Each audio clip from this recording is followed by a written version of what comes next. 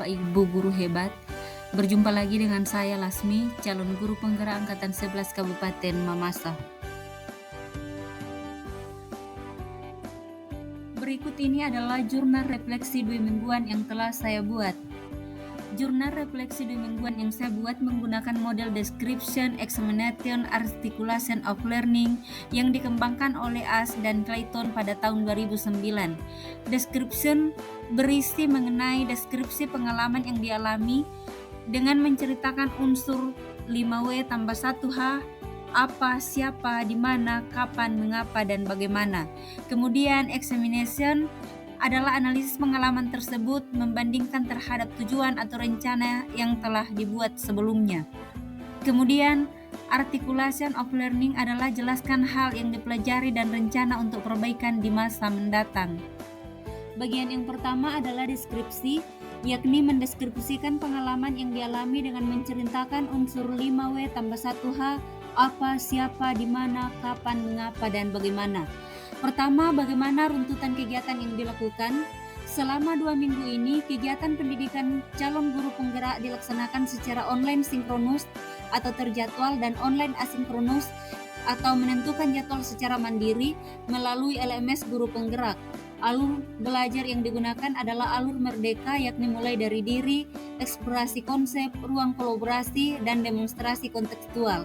Seluruh kegiatan yang kami lakukan, kami dipandu dan dipantau oleh Balai Besar Guru Penggerak Provinsi Sulawesi Barat, fasilitator, dan pengajar praktik. Yang kedua, pengalaman apa yang terjadi? Pada tanggal 30 Juli 2024, kami mulai masuk dalam modul 1.4 budaya positif dan kegiatan diawali dengan mulai dari diri dan eksplorasi konsep mandiri. Dalam kegiatan mulai dari diri, kami mengamati bagaimana sistem rancangan di sekolah masing-masing dapat menciptakan lingkungan positif serta mendukung murid menjadi pribadi yang bahagia, mandiri, dan bertanggung jawab sesuai dengan filosofi Ki Hajar Dewantara. Dengan aktivitas ada 9 poin yang terdiri dari pemaparan materi dan menjawab beberapa pertanyaan. Selanjutnya kami masuk di kegiatan eksplorasi konsep forum diskusi yang terdiri atas 6 topik, yakni disiplin positif dan nilai-nilai kebajikan universal, teori motivasi, hukuman dan penghargaan, restitusi, keyakinan kelas, kebutuhan dasar manusia dan dunia berkualitas, restitusi 5 posisi kontrol, dan restitusi segitiga restitusi. Aktivitas dalam topik terdiri dari pemaparan materi, menjawab pertanyaan, dan memberikan terhadap jawaban dari rekan CGP yang lain. Lalu kami masuk di kegiatan kolaborasi yang difasilitasi oleh fasilitator guru penggerak angkatan 11 Kabupaten Mamasa, Ibu Saruni Ningsi.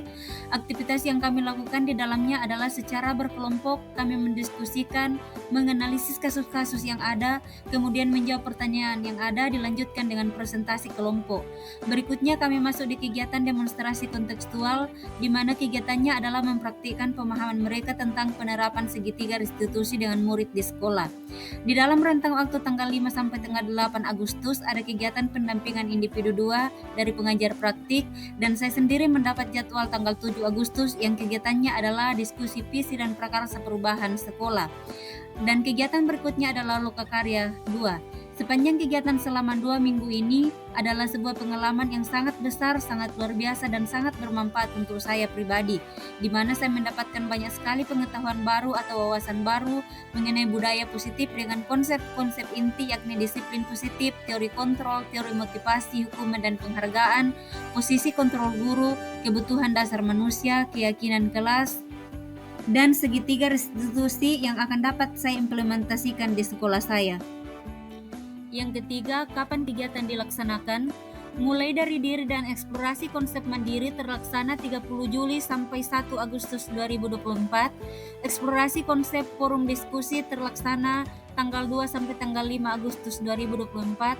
Ruang kolaborasi diskusi kelompok terlaksana tanggal 6 sampai tanggal 7 Agustus 2024. Demonstrasi kontekstual terlaksana tanggal 8 sampai tanggal 9 Agustus 2024. Pendampingan individu terlaksana 7 Agustus 2024.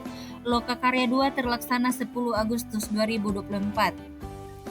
Yang keempat, siapa saja yang terlibat? Yang terlibat dalam seluruh rangkaian kegiatan pendidikan guru penggerak sepanjang 2 minggu ini adalah pertama, BGP Provinsi Sulawesi Barat, kedua, fasilitator guru penggerak Ibu Saruni Ningsih, ketiga, pengajar praktik, keempat, calon guru penggerak Angkatan 11 Kabupaten Mamasa, kelima, kepala sekolah, rekan guru, siswa, dan bahkan seluruh warga Satuan Pendidikan SMPN 1 Buntu Melangka. Berikutnya adalah di mana kegiatan dilaksanakan. Kegiatan online sinkronus dan online asinkronus dilaksanakan melalui LMS Guru Penggerak. Kegiatan daring bisa dilaksanakan dimanapun kita berada, misalnya di rumah, sekolah, dan lain-lain yang ada fasilitas internetnya. Untuk kegiatan Lokakarya 2 dilaksanakan di SMP Negeri 1 Mamasa, dan kegiatan pendampingan individu berlangsung di sekolah di SMPN 1 Buntu Malangka. Keenam, mengapa kegiatan ini dilaksanakan? Kegiatan pendidikan guru penggerak pada modul 1.4 dilaksanakan agar calon guru penggerak mampu berperan sebagai seorang pemimpin pada sebuah institusi dalam menggerakkan dan memotivasi warga sekolah agar memiliki, meyakini, dan menerapkan visi atau nilai-nilai kebajikan yang disepakati sehingga tercipta budaya positif yang berpihak pada murid. Bagian yang kedua adalah menganalisis pengalaman tersebut dengan membandingkannya terhadap tujuan atau rencana yang telah dibuat sebelumnya.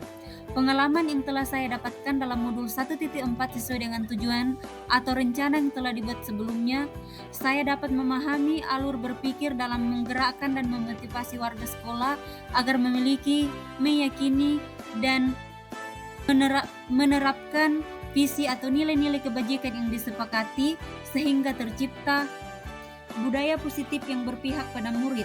Saya juga memahami konsep-konsep inti yang telah dipelajari di modul 1.4 budaya positif, yaitu disiplin positif, teori kontrol, teori motivasi, hukuman dan penghargaan, posisi kontrol guru, kebutuhan dasar manusia, keyakinan kelas, dan segitiga restitusi. Pengalaman ini sungguh sangat luar biasa dan sangat bermanfaat bagi saya yang akan menunjang kompetensi saya. Bagian yang ketiga adalah menjelaskan hal yang dipelajari dan rencana untuk perbaikan di masa mendatang.